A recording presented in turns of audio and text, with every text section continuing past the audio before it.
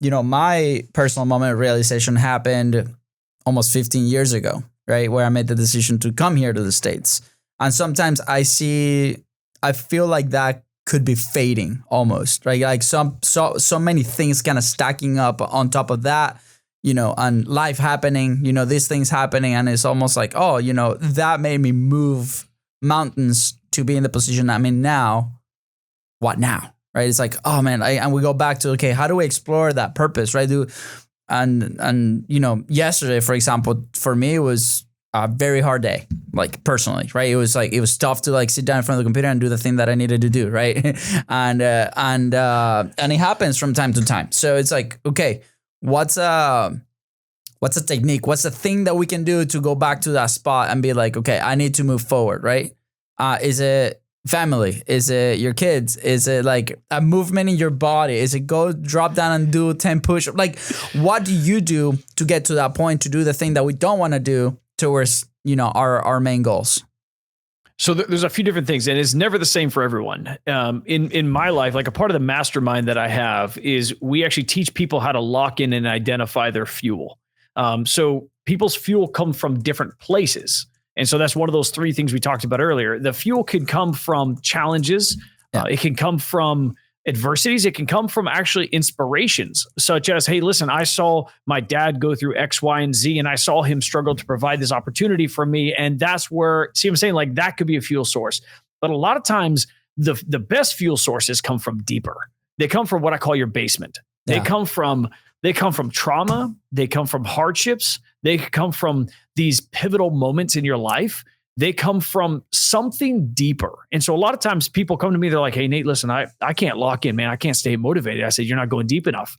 And then we work them deeper and deeper and deeper. And we uncover stuff from their past that a lot of times they put in their basement, they've locked the doors, and they've never wanted to see again. And so for me, that's where we go. We go deep and we go find it. We go realize it.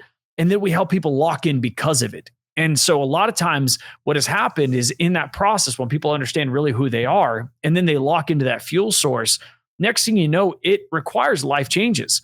Because sometimes if the mission that you're on, the journey that you're on isn't fulfilling what you're really built for, and it's not really locking you into that fuel source, it's time to change directions. And so sometimes there's different aspects. You can't manufacture a hunger. You can't manufacture it. Like it doesn't matter. You can be like, oh yeah, I want to go make $1 trillion.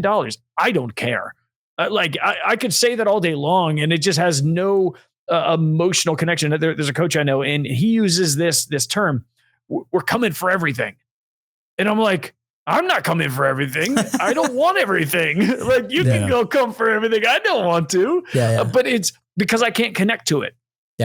And so we all need to connect deeper to whatever that thing is. And so then that way, when you're having those hard times, those hard days, you got to be able to lock in. Also, what I do is, this is a notebook that I have, and I read this every single day.